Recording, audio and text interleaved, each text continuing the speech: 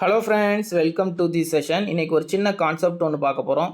Sunday ஸ்பெஷலாக, அதாவது ஒன்றும் இல்லை, காம்பவுண்ட் இன்ட்ரெஸ்ட் ட்ரீ மெத்தட்னு சொல்லுவோம். இது சில பேருக்கு தெரிஞ்சிருக்கலாம், சில பேருக்கு தெரியாமல் இருக்கலாம். தெரிஞ்சவங்களும் சரி, தெரியாதவங்களும் சரி இந்த வீடியோவை பாருங்கள். தெரிஞ்சவங்க இன்னும் ஸ்ட்ராங் ஆவீங்க, தெரியாதவங்க லேர்ன் பண்ணிக்கலாம். ஓகே, வீடியோக்குள்ளே போகலாம். ஒரு சின்ன எக்ஸாம்பிள் வச்சு சொல்கிறேன். நான் ஒரு சின்ன சாப்ளிங் ஒன்று நடுறேன், மரக்கன்று. ஒரு 1 இயருக்கு இதுக்கு தண்ணி ஊற்றிட்டே இருக்கேன், வாட்டர் சப்ளை பண்ணிட்டே இருக்கேன். இந்த மரம் கொஞ்சம் வளருது. ஆனால் இதுக்கு பக்கத்துலேயே ஒரு சின்ன சாப்ளிங் ஒன்று வந்திருக்கு. நான் அதிசயமாக பார்க்குறேன். நான் ஒரு மரக்கன்று தான் வச்சேன், எப்படி அதுக்கு பக்கத்தில் இன்னொரு மரக்கன்று வருது அப்படின்னு. சரி, ரைட் அப்படின்னு சொல்லிட்டு அடுத்த ஒரு 1 இயருக்கு திரும்ப தண்ணி இதுக்கு சப்ளை பண்ணிட்டே இருக்கேன்.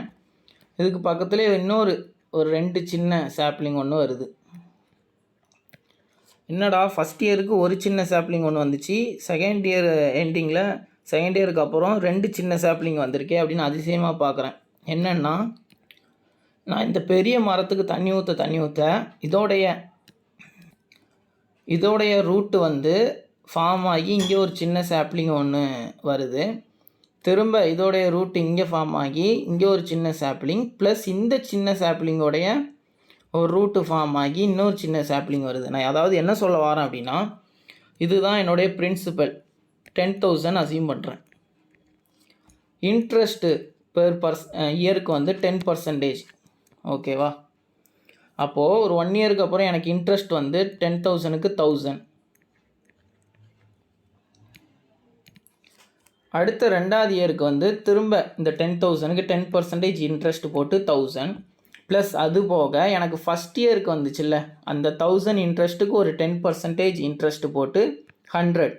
அப்போ டோட்டலாக 2 இயர்ஸுக்கு அப்புறம் எனக்கு டோட்டல் இன்ட்ரெஸ்ட் 2100. அதை தான் நான் அந்த மரம் எக்ஸாம்பிள் வச்சு சொன்னேன், குழப்பிகிட்ருக்கேன்னு நினைக்காதீங்க.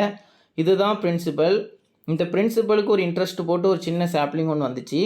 திரும்ப செகண்ட் இயர் முடிஞ்சதுக்கப்புறம் ஒரு சின்ன சாப்ளிங் ஒன்று, ப்ளஸ் இந்த சாப்ளிங்க்கு ஒரு இன்ட்ரெஸ்ட் போட்டு இந்த சாப்ளிங் ஒன்று வந்திருக்கு. அதை தான் நான் சொன்னேன் 10,000க்கு. அப்போ 2 இயர்ஸுக்கு அப்புறம் நான் கொடுக்க வேண்டிய சிஏ 2100. இதை நான் இன்னும் ஒரு எக்ஸாம்பிள் வச்சு சொல்கிறேன், நல்லா புரிகிற மாதிரி.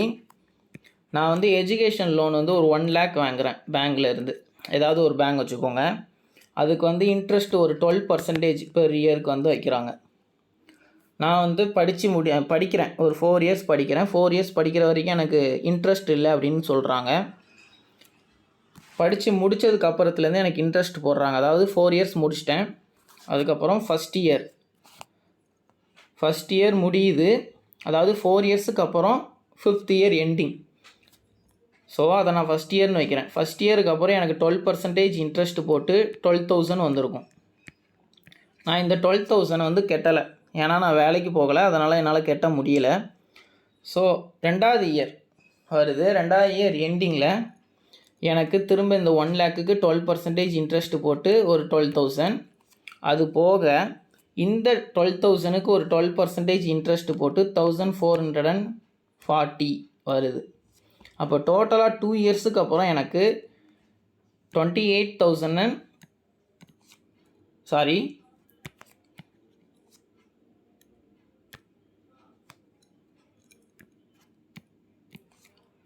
25,440 வருது இன்ட்ரெஸ்ட். 2 இயர்ஸுக்கு அப்புறம் இந்த இன்ட்ரெஸ்ட்டை நான் கட்டணும். இதுதான் காம்பவுண்ட் இன்ட்ரெஸ்ட்டை பொறுத்த வரைக்கும். நீங்கள் சிம்பிள் இன்ட்ரெஸ்ட் அப்படின்னா 2 இயர்ஸுக்கு 12% இன்ட்டு 2 போட்டு 24% போட்டுருவீங்க.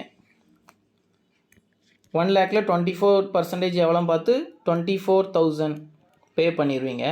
பட் காம்பவுண்ட் இன்ட்ரெஸ்ட்டை பொறுத்த வரைக்கும் ஃபஸ்ட் இயருக்குள்ளே ஒரு 12,000 ப்ளஸ் செகண்ட் இயர் 12,000, அது போக ஃபஸ்ட் இயரில் நம்ம கெட்டாமல் விட்ட இந்த 12,000க்கு ஒரு 12% இன்ட்ரெஸ்ட் போட்டு ஒரு இன்ட்ரெஸ்ட் வரும். அதுதான் இந்த 1,440. டோட்டலாக நம்ம பே பண்ணும்போது 25,440 பே பண்ணுறோம். அப்போது சிம்பிள் இன்ட்ரெஸ்ட்டுக்கும் காம்பவுண்ட் இன்ட்ரெஸ்ட்டுக்கும் டிஃப்ரென்ஸ் 1,440. இதுதாங்க காம்பவுண்ட் இன்ட்ரெஸ்ட். இதோடைய கான்செப்ட் இதுதான். இதை நம்ம நெக்ஸ்ட்டு சம் பார்க்க உங்களுக்கு நல்லா புரியும். ஓகே, சம்முக்குள்ளே போகலாம். First sum, Siva invested 10,000 with rate of interest at 20% per annum. The interest was compounded half yearly for the first year. Second year compounded annually. Find the compound interest after 2 years கேட்குறாங்க.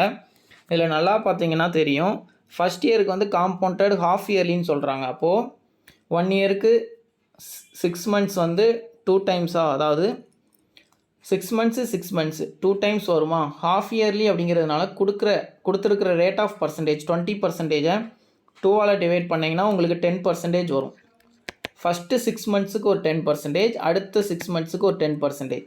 இதை வந்து effective பர்சன்டேஜில் போட்டால் நமக்கு 21%ன்னு வரும். நான் first வீடியோவில் already சொல்லியிருப்பேன் எஃபெக்டிவ் பர்சன்டேஜ் எப்படி கேல்குலேட் பண்ணணும் அப்படின்னு. 10 + 10 + 10 × 10 100 / 100 போடுவோம். இது கேன்சல் ஆகிடும், அப்போ 1 வரும். டோட்டலாக இதை நீங்கள் ஆட் பண்ணிங்கன்னா 21% வரும். இதுதான் எஃபெக்டிவ் பர்சன்டேஜ். அப்போது நம்ம 10,000-ல் 21% எவ்வளோன்னு பார்த்தோன்னா 2,100ன்னு வரும். இது வந்து 1 இயர்க்கு அப்புறம் உள்ள இன்ட்ரெஸ்ட்டு. ரெண்டாவது செகண்ட் இயர் என்ன சொல்கிறாங்கன்னா காம்பவுண்டட் ஆனுவலின்னு சொல்கிறாங்க. ஓகே, ஃபஸ்ட் இயருக்கு வந்து 2,100 வந்திருக்கு. செகண்ட் இயருக்கு காம்பவுண்டட் ஆனுவலி அப்படின்னா 20% தான் இன்ட்ரெஸ்ட்டு. 20% 10,000-ல் எவ்வளோன்னு பார்த்தீங்கன்னா 2,000. ஏன் 2,000 போட்டோன்னு தெரியுதா? ஏன்னா நம்ம ஃபஸ்ட் இயருக்கு மட்டும்தான் ஹாஃப் இயர்லியில் காம்பவுண்டட் ஆகுது. செகண்ட் இயர் வந்து காம்பவுண்டட் ஆனுவலி, அப்போ 20% தான் நமக்கு ரேட் ஆஃப் இன்ட்ரெஸ்ட். ஸோ 10,000-ல் 20% வந்து 2,000. அது போக நமக்கு ஃபஸ்ட் இயரில் வந்து 2,100 இருக்கா, இதுக்கு ஒரு 20% இன்ட்ரெஸ்ட் வந்திருக்கும்ல. எவ்வளோன்னா 420. அப்போது டோட்டல் இன்ட்ரெஸ்ட் நம்ம பே பண்ண வேண்டியது வந்து 4,520. 4520 இதுதான் ஆன்சர். அப்போ ஆப்ஷன் பி தான் ஆன்சர். இது வந்து நம்ம எஃபெக்டிவ் பர்சன்டேஜில் போட்டோம். இதே நான் ட்ரீ மெத்தடில் சொல்கிறேன். இதை வந்து எஃபெக்டிவ் பர்சன்டேஜ் போட்டால் நமக்கு சீக்கிரம் சால்வ் பண்ணிடலாம். பட்டு இதுக்கு அடுத்த சம்ஸ்லாம் எஃபெக்டிவ் பர்சன்டேஜ் வந்து வச்சு கான்செப்ட் வராது, ட்ரீ மெத்தடை வச்சு தான் வரும். ஸோ நான் ட்ரீ மெத்தடையும் இந்த சம் எப்படி போடலான்னு சொல்லிடுறேன். ஃபஸ்ட் இயருக்கு வந்து காம்பவுண்டட் ஆஃப் இயர்லி அப்படின்னால 10% இன்ட்ரெஸ்ட் ஃபஸ்ட்டு 6 months, செகண்ட் 6 months-க்கு. அப்போது ஃபஸ்ட்டு 6 months-க்கு 10% ரேட் ஆஃப் இன்ட்ரெஸ்ட் 10,000-ல் எவ்வளோனா 1,000. அடுத்த 6 months-க்கு 10% ரேட் ஆஃப் இன்ட்ரெஸ்ட் 1,000. அடுத்த 1 இயருக்கு வந்து 20% ரேட் ஆஃப் இன்ட்ரெஸ்ட், அதனால் 2,000.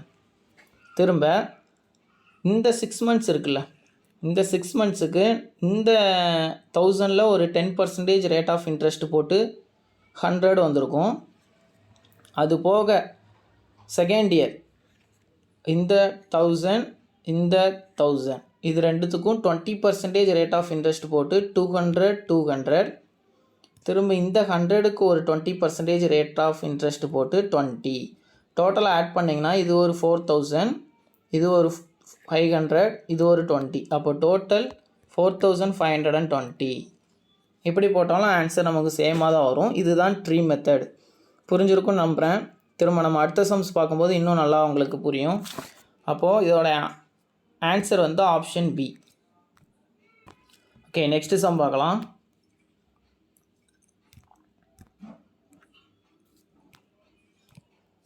சம் ரீட் பண்ணுறேன். The ratio of compound interest to simple interest received 2,000 after 2 years. எவ்வளோ ரேட் ஆஃப் இன்ட்ரெஸ்ட்னு தெரியாது, அதோடைய ரேஷியோ கொடுத்துருக்காங்க. Compound interest 43 is to simple interest வந்து 40. Then find the difference between that compound interest and simple interest after 2 yearsன்னு கேட்குறாங்க. நம்ம அதில் வந்து எஃபெக்டிவ் பர்சன்டேஜ் போட்டோம்ல, ரேட் ஆஃப் இன்ட்ரெஸ்ட் தெரிஞ்சிச்சு, அதனால் எஃபெக்டிவ் பர்சன்டேஜ் போட்டு கேல்குலேட் பண்ணிட்டோம் ஈஸியாக. இதில் ரேட் ஆஃப் இன்ட்ரெஸ்ட் தான் கண்டுபிடிக்கணும், ப்ளஸ் அது போக டிஃப்ரென்ஸ் கண்டுபிடிக்கணும். இதில் என்னென்னா 2 yearsக்கு தானே கொடுத்துருக்குறாங்க simple இன்ட்ரெஸ்ட்டும் compound இன்ட்ரெஸ்ட்டோடைய ratio.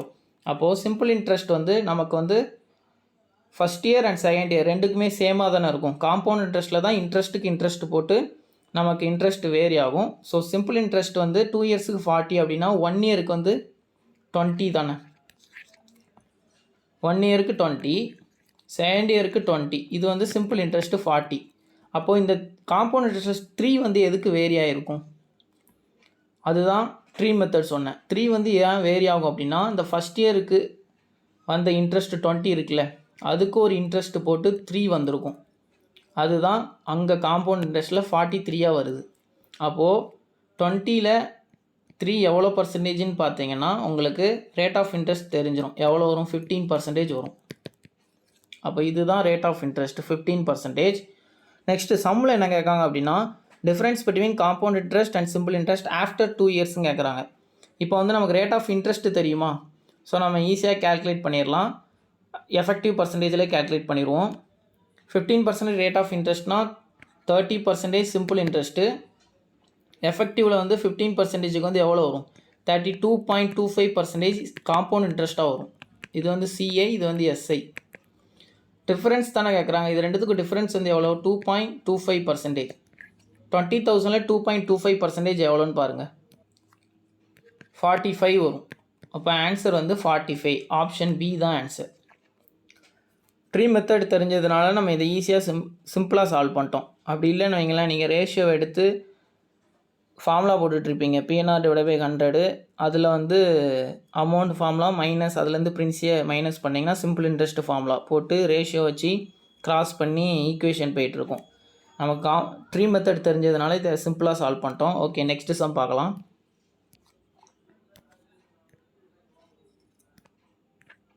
Okay, third sum. Simple interest for a period of 2 years is given raise 1800 and difference between CI and SI for 2 years 270.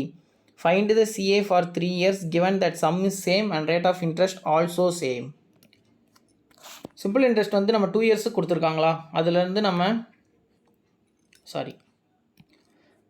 நம்ம ஃபஸ்ட் இயருக்கு 900, செகண்ட் இயருக்கு 900.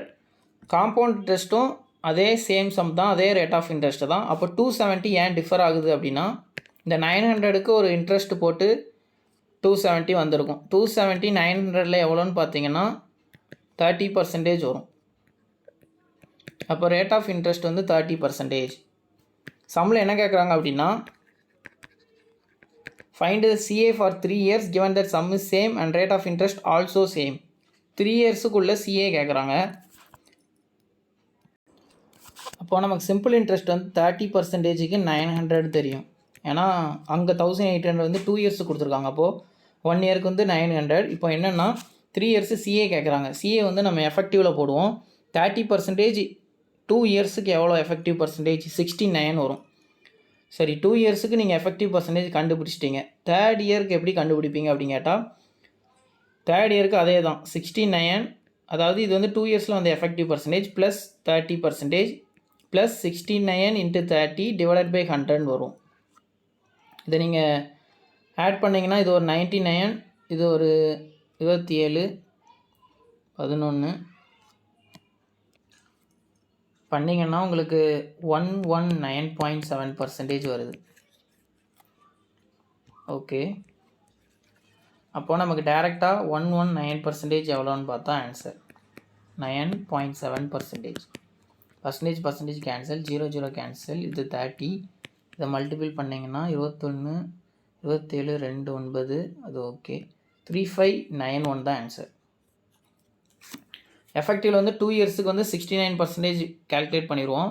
ஆனால் அவங்க சிஏ வந்து 3 இயர்ஸுக்கு கேட்குறதுனால நம்ம 2 இயர்ஸுக்கு எப்படி கேல்குலேட் பண்ணுமோ அதே மாதிரி 2 இயர்ஸுக்கு கிடச்ச 69 ப்ளஸ் ஒரு 30% ப்ளஸ் 69 × 30 டிவைட் பை 100 போட்டால் 3 இயர்ஸுக்குள்ளே எஃபெக்டிவ் பர்சன்டேஜ் சிஏ கிடச்சிரும். அதுதான் 119.7%.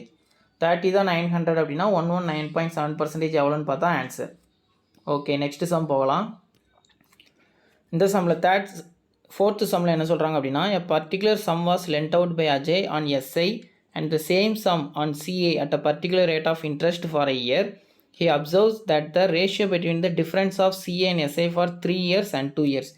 ரேஷியோ கொடுத்துருக்காங்க என்னென்னா 2 இயர்ஸு சிஏ அண்ட் எஸ்ஐயோட டிஃப்ரென்ஸு, 3 இயர்ஸு சிஏ அண்ட் எஸ்ஐயோட டிஃப்ரென்ஸ். அதுதான் 5:6. 2 இயர்ஸுக்குள்ளே சிஏஎஸ்ஐ ரேஷியோ, 3 இயர்ஸுக்குள்ளே சிஏஎஸ்ஐயோடைய டிஃப்ரென்ஸ் ரேஷியோ 5:16 கொடுத்துருக்குறாங்க. இது என்னென்னா இன்னொன்று சிம்பிளாக சொல்கிறேன். இப்போ ஒரு பிரின்ஸுக்கு வந்து எஸ்ஐ 3 இயர்ஸுக்கு எஸ்ஐ இருக்கும். ப்ளஸ் இந்த எஸ்ஐக்கு ஒரு இன்ட்ரெஸ்ட் போட்டு சம்திங் வருதுன்னு வைங்க, எக்ஸ்ன்னு வைங்க. செகண்ட் இயர் வர்றப்போ. அதே தேர்ட் இயர் வர்றப்போ இந்த எஸ்ஐக்கு ஒரு இன்ட்ரெஸ்ட் ரேட்டு, இந்த எஸ்ஐக்கு ஒரு இன்ட்ரெஸ்ட் ரேட்டு போட்டு 2x வந்திருக்கும். அண்ட் தேர்ட் இயரில் வந்து இந்த செகண்ட் இயருக்கு கிடைச்ச இன்ட்ரெஸ்ட் இருக்குல்ல, அதுக்கு ஒரு R% போட்டு ஒரு ஒய்ன்னு வந்திருக்கும். அப்போது இந்த எஸ்ஐ 3 இயர்ஸுக்குள்ளே எஸ்ஐ ப்ளஸ் காம்பவுண்ட் இன்ட்ரெஸ்ட் பார்க்குறப்ப இந்த 3x ப்ளஸ் ஒய் வந்திருக்கும். இதுதான் 2 இயர்ஸ், அதாவது 3 இயர்ஸில் எஸ்ஐக்கும் அண்டு சிஏக்கும் உள்ள டிஃப்ரென்ஸ். என்ன சொல்கிறேன் புரியுதா? எஸ்ஐ வந்து 3 இயர்ஸுக்கும் சேமாக தான் இருக்கும். காம்பவுண்ட் இன்ட்ரெஸ்ட்டில் இந்த 2 இயர்ஸுக்கும் உள்ள ரேட் ஆஃப் இன்ட்ரெஸ்ட் போட்டு இங்கே ஒரு எக்ஸு ப்ளஸ் தேர்ட் இயர் போடுறப்ப இந்த ஃபஸ்ட் அண்ட் செகண்ட் இயர் இருக்குல்ல, இதுக்கு ஒரு ரேட் ஆஃப் இன்ட்ரெஸ்ட் போட்டு 2x, செகண்ட் இயரில் ஒரு எக்ஸ் கிடச்சிருக்கும், அதுக்கு ஒரு ரேட் ஆஃப் இன்ட்ரெஸ்ட் போட்டு ஒரு ஒய்ன்னு வந்திருக்கும். அதை தான் நான் 3x ப்ளஸ் ஒய்ன்னு போட்டிருக்கேன். 3 years of CA and SI difference தான் இந்த 3x ப்ளஸ் ஒய். 3 இயர்ஸில் சிஏ அண்ட் எஸ்ஐக்கு உள்ள டிஃப்ரென்ஸ் தான் இந்த 3x ப்ளஸ் ஒய். சம்மில் வந்து என்ன கொடுத்துருக்குறாங்கன்னா 3 இயர்ஸுக்குள்ளே சிஏ அண்ட் எஸ்ஐ டிஃப்ரென்ஸ் வந்து 16 கொடுத்துருக்குறாங்க. அப்போ அந்த 16 தான் 3x ப்ளஸ் ஒய் அப்படின்னா இதில் நமக்கு எக்ஸு வந்து தெரியும். எப்படி தெரியும்? செகண்ட் இயரில் சிஏக்கு எஸ்ஐக்கு டிஃப்ரென்ஸ் வந்து 5ன்னு கொடுத்துருக்காங்க ரேஷியோ. இந்த எக்ஸ் எப்படி வந்துச்சு அப்படின்னா, நான் சொன்னேன்ல, இப்போ எஸ்ஐ 3 இயர்ஸுக்கு எஸ்ஐ, எக்ஸு வந்து காம்பவுண்ட் இன்ட்ரெஸ்ட்டுக்கும் சிம்பிள் இன்ட்ரெஸ்ட்டுக்கும் 2 இயர்ஸுக்குள்ளே டிஃப்ரென்ஸு. இந்த எஸ்ஐக்கு வந்து ஒரு இன்ட்ரெஸ்ட் போட்டு ஒரு இன்ட்ரெஸ்ட் வந்திருக்கும்ல, அதுதான் காம்பவுண்ட் இன்ட்ரெஸ்ட்டில் எக்ஸாக இருக்கும் செகண்ட் இயரில். அதுதான் அப்போது காம்பவுண்ட் இன்ட்ரெஸ்ட் அண்ட் சிம்பிள் இன்ட்ரெஸ்ட்டுக்கு 2 இயர்ஸுக்குள்ளே டிஃப்ரென்ஸ். அதுதான் இந்த 5 அப்படின்னா 3 × 5 ப்ளஸ் ஒய்ன்னு வருமா? அப்போ ஒய்ஸ் ஈக்குவல் டு நமக்கு 1ன்னு கிடைக்கும். இந்த 15 அங்கே போச்சுன்னா 60 - 15 ஈக்குவல் டு 1ன்னு கிடைக்கும். ஒய்ஸ் ஈக்குவல் டு 1ன்னு கிடச்சிருச்சா? இந்த ஒய் என்னது? இந்த எக்ஸுக்கு ஒரு இன்ட்ரெஸ்ட் ரேட்டு போட்டு ஒரு இன்ட்ரெஸ்ட் வந்திருக்கும்ல, அதுதானே ஒய்ன்னு சொன்னேன். இப்போ இங்கே வந்து தேர்ட் இயர் வர்றப்போ காம்பவுண்ட் இன்ட்ரெஸ்ட்டில் இந்த இதுக்கும் இன்ட்ரெஸ்ட் ரேட்டு போட்டு 2x வந்திருக்கும். செகண்ட் இயரில் இந்த எக்ஸுக்கு ஒரு இன்ட்ரெஸ்ட் ரேட்டு போட்டு ஒய்ன்னு வந்திருக்கும். அப்போ நம்ம இந்த ஒய் கேல்குலேட் பண்ணிட்டோம். இந்த எக்ஸுக்கு ஒரு இன்ட்ரெஸ்ட் ரேட்டு போட்டு ஒய் வந்தது பார்த்தீங்களா? இதுதான் 1. எக்ஸ் வந்து நமக்கு தெரியும் 5, ஒய்யும் தெரியும் 1. அப்போது நமக்கு rate of interest 20%. Tree method தெரிஞ்சதுனால எப்படி சிம்பிளாக சால்வ் பண்ணோம் பார்த்தீங்களா? ஜஸ்ட் இந்த 2 ரேஷியோ வச்சு மட்டுமே இந்த சம்மை சால்வ் பண்ணிட்டோம். ஓகே, நெக்ஸ்ட்டு சம் பார்க்கலாம். ஓகே, இந்த சம்மை ரீட் பண்ணுறேன். If the difference between compound interest and simple interest on a certain sum of money for 3 years at rate of interest கொடுத்துட்டாங்க 4%. டிஃப்ரென்ஸ் கொடுத்துருக்காங்க 76. வாட் இஸ் த சம்முன்னு கேட்குறாங்க. என்னென்னா 3 years compound interest and simple இன்ட்ரெஸ்ட்டுக்குள்ளே difference கொடுத்துருக்காங்க 76, 4% rate of interest. நம்ம 4% எப்படி எழுதுவோம்? ஃப்ராக்ஷனில் 1/25ன்னு எழுதுவோம். 3 இயர்ஸுக்கு நான் என்ன சொல்லியிருக்கேன்? 3x ப்ளஸ் ஒய் தானே சொன்னேன். இதுதான் 76ன்னு கொடுத்துருக்குறாங்க. அவங்க என்ன கேட்குறாங்க அப்படின்னா சம்மு கேட்குறாங்க. 76 எப்படி வந்திருக்கும் அப்படின்னா 3 இந்த எக்ஸுக்கு பதிலாக ஒரு இந்த 25 இருக்குல்ல, இதை சப்ஸ்டியூட் பண்ணுங்கள். ப்ளஸ் இதுவே 75 வந்துடுச்சு. ஒய்க்கு வந்து ஒரு 1 போட்டால் 76 சாட்டிஸ்ஃபை ஆகிட்டு. அப்போது இந்த எக்ஸ் அப்படிங்கிறது 25. இந்த எக்ஸ் எப்படி வந்திருக்கும்? ஒரு எஸ்ஐ இதுக்கு ஒரு இன்ட்ரெஸ்ட் ரேட்டு போட்டு எக்ஸ்ன்னு வந்திருக்கும், அதுதான் 25. ஒய் வந்து 1ன்னு கொடுத்துருக்காங்களா? இங்கே வந்து 2x வரும். இப்போ 50. இந்த 1 வந்து இந்த இதுக்கு ஒரு இன்ட்ரெஸ்ட் போட்டு வந்திருக்கும், அதுதான் 1. இன்ட்ரெஸ்ட் ரேட்டு கொடுத்துருக்குறாங்க 25 கொடுத்து, அதாவது 4% கொடுத்துருக்காங்க 1/25. அப்போது 25ல் 4% எவ்வளோன்னு பார்த்தா 1 தான். ஸோ டோட்டலாக நமக்கு 76 வந்துடுச்சு. அதை தான் டிஃப்ரென்ஸில் அவங்க 76ன்னு கொடுத்துருக்குறாங்க. அப்போது அவங்க பிரின்சிபல் என்ன கேட்குறாங்க அப்படின்னா இந்த 25 எப்படி வந்திருக்கும்? இந்த இங்கே ஒரு இன்ட்ரெஸ்ட் இருந்திருக்கும், அந்த இன்ட்ரெஸ்ட்டுக்கு தானே 4% இன்ட்ரெஸ்ட் போட்டு 25 வந்திருக்கும். 4% நம்ம 1/25ன்னு போட்டிருக்கோம். அப்போது 1 தான் 25 அப்படின்னா 25 எவ்வளோன்னு பார்த்தீங்கன்னா 625ன்னு வரும். அப்போ இன்ட்ரெஸ்ட் வந்து ஃபஸ்ட் இயருக்கு 625. இந்த 625ங்கிறது இன்ட்ரெஸ்ட்டு. நமக்கு பிரின்சி கேட்குறாங்க. அப்போது 4% இன்ட்ரெஸ்ட் போட்டு தானே இந்த 625 வந்திருக்கும். 1 பார்ட்டு தான் 625 அப்படின்னா 25 பார்ட் எவ்வளோ? 15625. இதுதான் ஆன்சர் பிரின்சிபல். இது வந்து நான் உங்களுக்கு புரியணும் அப்படிங்கிறதுக்காக நான் ஒவ்வொன்றா 1 part equal 625, 25 parts equal to அப்போது எவ்வளோ 15625 போடுறேன். நமக்கு வந்து டேரெக்டாக ட்ரீ மெத்தட் தெரியும் அப்படிங்கிறதுனால இதை டேரெக்டாக போடணும். எப்படின்னு சொல்கிறேன். 3x + y தானே, 3 இயர்ஸ் டிஃப்ரென்ஸ். 4% 1/25 தெரியும். கண்டிப்பாக 25ஆல் டிவைட் ஆகிற மாதிரி தான் இன்ட்ரெஸ்ட்டும் அண்டு பிரின்சிபலும் இருந்திருக்கும். 25 இன்ட்டு எக்ஸுக்கு பதிலாக 25 சப்ஸ்டியூட், ஒய்க்கு பதிலாக ஒரு இந்த 25க்கு ஒரு 4% இன்ட்ரெஸ்ட் போட்டு ஒய், இதை தான் 76 நமக்கு சாட்டிஸ்ஃபை ஆயிடுச்சு. அப்போது இந்த 25 இன்ட்டு 25 இன்ட்டு 25 3 டைம்ஸ் போட்டிங்கன்னா உங்களுக்கு ஆன்சர் 15625. இந்த 3 டைம்ஸ் ஏன் போகிறேன்னு தெரியுதா? ஏன்னா இந்த 25 எப்படி வந்திருக்கும், இதுக்கு முன்னாடி ஒரு இன்ட்ரெஸ்ட் இருந்திருக்கும், அந்த இன்ட்ரெஸ்ட்டுக்கு 4% இன்ட்ரெஸ்ட் போட்டு 25 போட்டிருப்பாங்க. அதுக்கு முன்னாடி அந்த 625 போட்டோம்ல, அதுக்கு ஒரு பிரின்சி இருந்திருக்கும். அந்த பிரின்சியில் இருந்து தான் 4% இன்ட்ரெஸ்ட் ரேட் போட்டு 625 நம்ம கேல்குலேட் பண்ணோம். ஸோ நமக்கு வந்து 4% 25 1/25 தெரியும். 25 3 டைம்ஸ் பண்ணிங்கன்னா உங்களுக்கு பிரின்சி கிடச்சிரும். அவ்வளோதான் ஆன்சர். நெக்ஸ்ட் சம் பார்க்கலாம். ஓகே, இந்த சம் வந்து உங்களுக்கு ஹோம்ஒர்க். நான் பிடிஎஃப் வந்து டெலிகிராம் குரூப்பில் ஜாயின் பண்ணியிருக்கவங்களுக்கு கிடச்சிரும். ஜாயின் பண்ணாதவங்க டிஸ்கிரிப்ஷனில் லிங்க் வைக்கிறேன், ஜாயின் பண்ணிக்கோங்க. பிடிஎஃப் நான் உங்களுக்கு போட்டு விட்றேன். சால்வ் பண்ணி ப்ராக்டிஸ் பண்ணி பாருங்கள். கண்டிப்பாக நீங்கள் அப்படியே இதை ப்ராக்டிஸ் பண்ணாமல் விட்டிங்கன்னா மறந்துடும். ப்ராக்டிஸ் பண்ணிங்கன்னா கண்டிப்பாக உங்களுக்கு ஸ்ட்ராங் ஆயிரும். Okay, thank you.